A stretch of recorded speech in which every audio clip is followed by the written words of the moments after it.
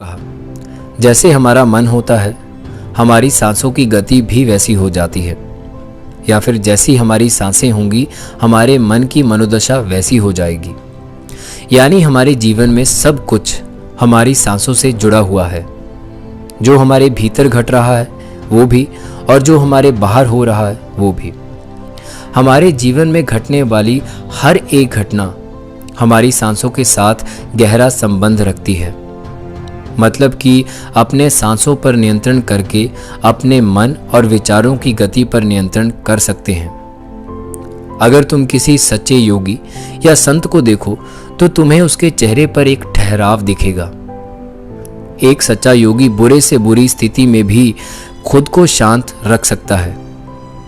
इसमें वो अपनी भावनाओं को नहीं दबाता, बल्कि वो अपनी सांसों पर नियंत्रण रखता है और सांसों को कंट्रोल करते ही अपने मन पर कंट्रोल पा लेता है। और जिस आदमी का मन उसके नियंत्रण में हो उसके पास उसकी सभी समस्याओं का समाधान भी होता है।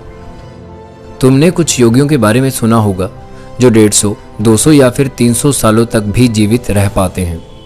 वो खुद को इतने लंबे समय तक कैसे जीवित रख पाते हैं?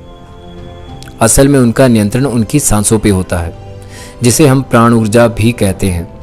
प्राण ऊर्जा हमारी चारों तरफ है। इसे कितनी मात्रा में लेना है और छोड़ना है ये एक योगी बहुत अच्छे से जानता है।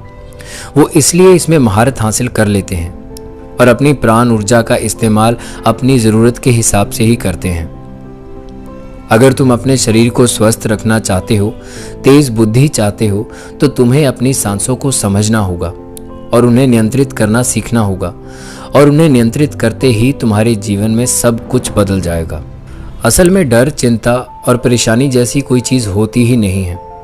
ये सब हमारी भावनाओं और मन की उपज है, और मन और भावनाओं को केवल एक ही चीज़ से नियंत्रित किया जा सकता है, वो है हमारी सांसें।